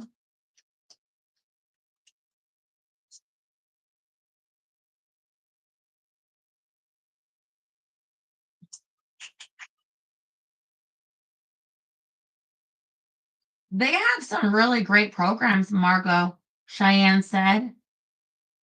Lots of plays and stuff. I do love musicals, Kenny said. They even put on Rent, Cheyenne said. We're a pretty liberal bunch, Kenny offered, which is why it was so silly of Cheyenne to worry I would somehow judge you for having a child out of wedlock. Margot swallowed. There was always something a little creepy about the word wedlock. Well, she said, I will say I've made a lot of mistakes in my life, but I don't think keeping Bodie was one of them. Amen to that, Kenny said, and raised his iced tea. So many people want to get out of the consequences of their own actions nowadays. Don't you agree?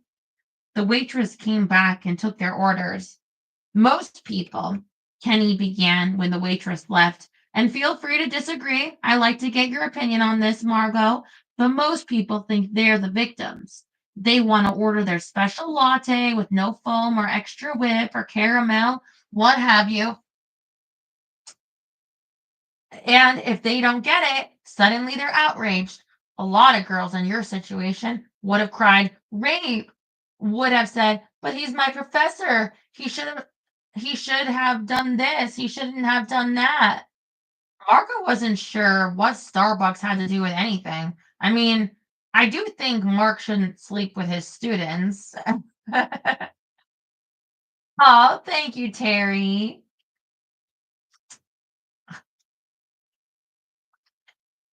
With the hot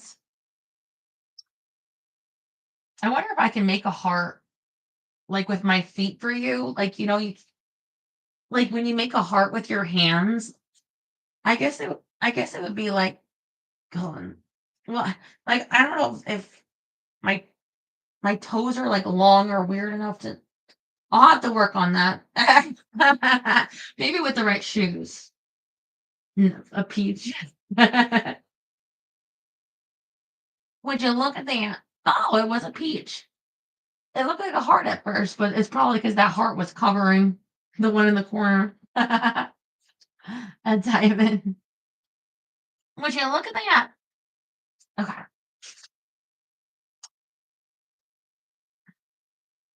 Oh, absolutely, Kenny said. We are all fallen creatures. The real test is what we do when those chickens come home to roost. Do you try to use a get out of jail free card,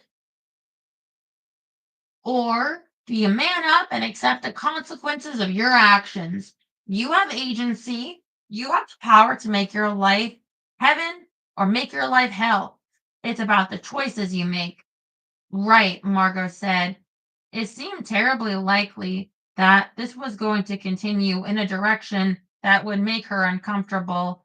Yet his line of reasoning was not anything she disagreed with exactly. I told you we'd get along, Kenny said to Cheyenne, who laughed and looked down at the table. Her mother was so beautiful. Margot had always thought that, but as she got older, she could see her mother more as the world saw her. When they were alone together, Cheyenne was prone to making silly faces, crossing her eyes, and sticking out her tongue. Because her eyes were so wide set, there was something truly reptilian about it, and it made Margot laugh every time. But when she was aware of being looked at, Cheyenne held her head differently. Her neck was longer, and she angled her face slightly down as though beauty were a kind of brittle she had to bite down on. Or I guess it'd be brindle, right? Hold on. Br- Yeah, brittle. Why did I think brindle? I think brittle. It's like a horse bit, but I have one of those for my OF for when I'm feeling a kinky, you know.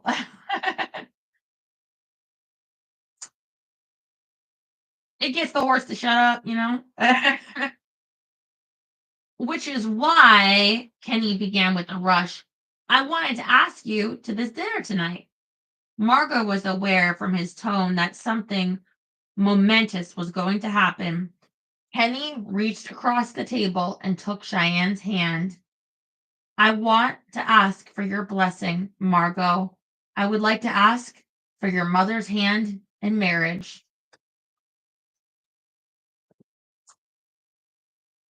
Oh, Margot said, oh, congratulations. Cheyenne made a kind of throttled cry that would make sense only in the context of sex or sports or maybe gambling. It was the guttural, emotional noise of winning. Okay, how would you do that? Um,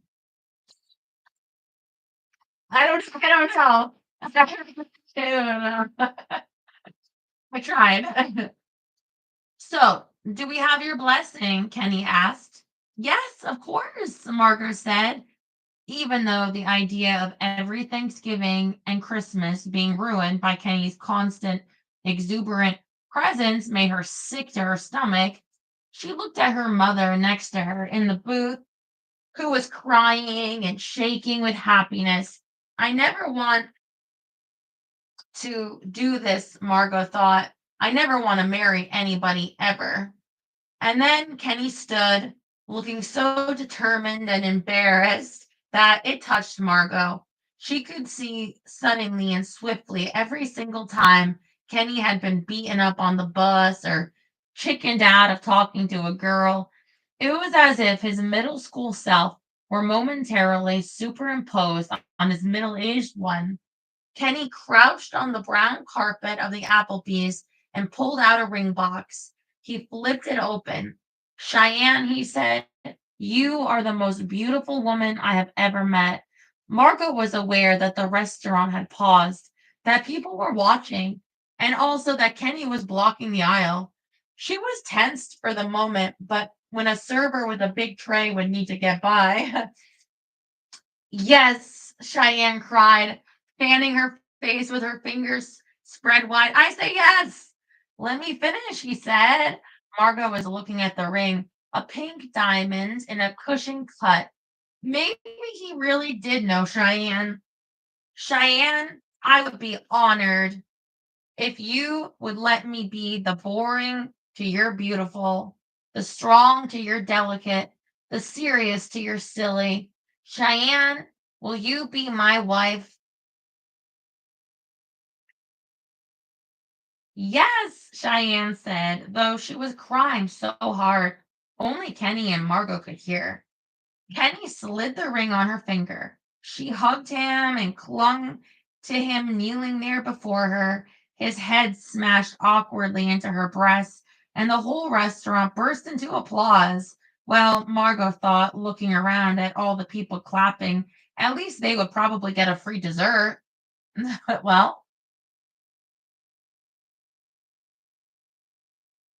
I don't think I've ever witnessed someone being proposed to, except my mom got proposed to by Ken, who who was her husband, um for a while, and he died a few months before she did. Um yeah, he had a lot of things wrong. Anyway, he gave it to her. It was Christmas morning. I got nothing. Um yeah, I got nothing at all. But he came over to the it was a house in the projects, because usually they just stayed in his trailer, but since it was Christmas, I guess they stopped there before going to his family and taking my younger sister. So anyway, she opens it and then he says, "So, what do you think?" Huh? Yeah, that's the only one I can remember. Oh, that was your father's name. Also your older brother. Well, that would make sense.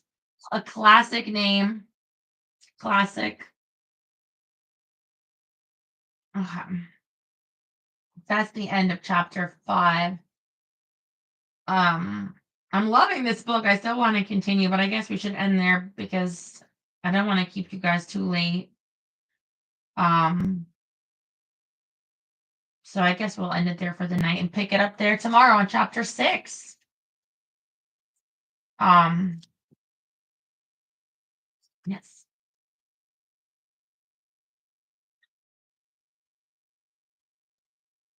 Oof. What did you think of that? Um, um, so now we know at the moment being something is going on with her father, because she reached out and it's like, Dad, I really need you. And then nothing. So there's got to be some reason, you know? And she's sad about it, but there's got to be like, you don't know yet, you know? Well, you would be scared because it'd be like, is he dead? Is he like, how do you know? Is he in, is he hurt? Is he, but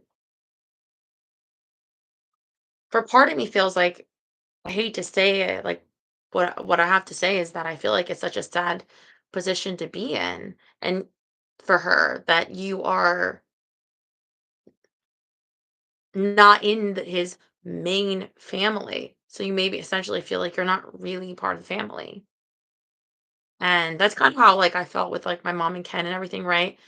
That my younger sister was included in them, but I didn't have like I wasn't part of the family. Um, but like for her, her whole life, and you just kind of accept it, I guess, in a way, because that's how your life has always been. But yet you see other people and it's different. and you want it to be different, you know, but you also kind of feel happy for being born because, like she said, she's the youngest, meaning like he already had a wife and family. So the act of her even being born is kind of like, well, he was already married. And so she should be like, maybe from her perspective, right? Like grateful like she got to be born and, even if it's like this. Um, but I just feel like having this child and reaching out and not feeling like you have any access to even know, like, with your own parent what's going on is, like, I feel like bad for her. So that's with her dad, but also we know she lost her job, and we know she's got that 15,000 though. So the OnlyFans is coming, but it makes me think something's gonna happen to take that 15,000, and she's gonna need money again. And also, she shouldn't have taken that 15,000. She shouldn't have signed that check. Like, they ambushed her, but we'll see. Like, let's say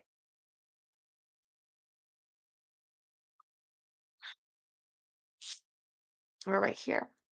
So we got so much more to go to see, but hopefully,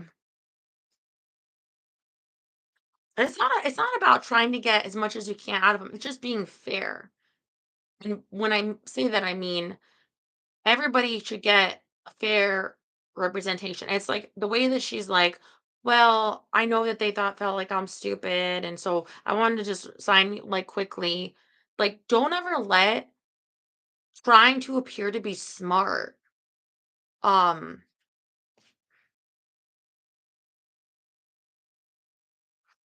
I'm trying to figure out how to finish that sentence, but because there's so many ways I could finish it, I should just start over. Don't ever feel like you have to try to appear to be smart to anyone. And I know that may sound counterintuitive, but say it's even like a first date, right? Why pretend that you're smarter than you are? Why not just be like, because then I think it would even be more endearing to be like, what's this? Some of these are so adult. Rick and Morty, okay. So, and if this came up, say, um, and the girls is like, oh, this reminds me of an episode of Rick and Morty. Do you need to pretend like you know every show and be like, "Oh, yes, of course, yes, I know that show." Or maybe you can just be honest and be like, "You know something? I've never seen that show." And, like, you don't lose anything. That be like, "I don't know this thing." Like, and I think that the world benefits by you feeling shame or embarrassment about not knowing something, which you shouldn't, and who cares? Like, who even cares what they think of you? But also, it's empowering. It's actually empowering to own I don't know this, and being okay with that, or even just the truth of it, being like, yeah, so I'm can't, with the baby, read all this right now. So let me take a look at it. I'm sorry, that, like, I'm just don't, legally is not my expertise. Like, that's okay. Because who's gonna, who's gonna check me, boo? A little real house. Who's gonna check me, boo? Who's gonna check you? What are they gonna say? Oh, well, you know what then? You're stupid. Okay. How you feel good about yourself that you just called me stupid? Bring in the confetti with this person just called another person stupid. That's quite a no. They're gonna look bad themselves like, okay, sorry, like that was mean. Just but I still don't know what this like like what good talk, yeah.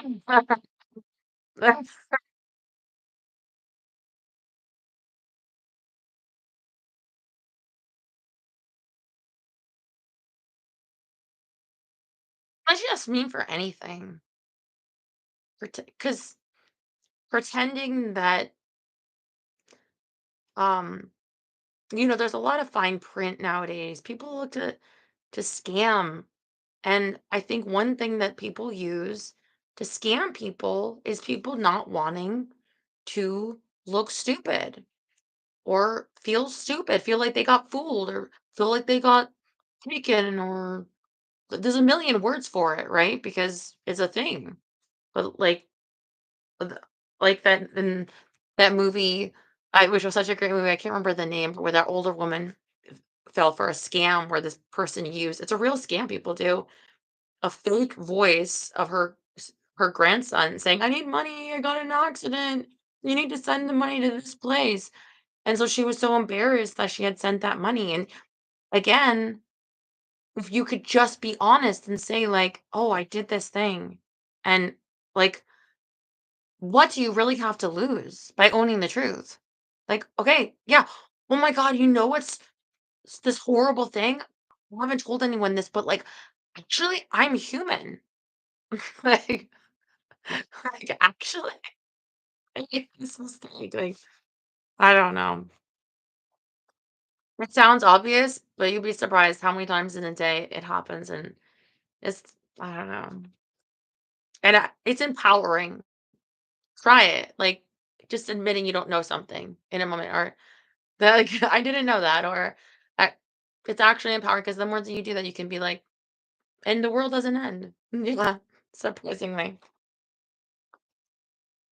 Anyway, back to this book tomorrow. I love you so much. I am kind of lingus. Would anyone have guessed this word? Oh, I feel like, is that a word people use in common parlance? Um, I love it. I love the outrageous length of that word. Like it's bold. Like what's another one? Fillet. Fillet is an excellent word.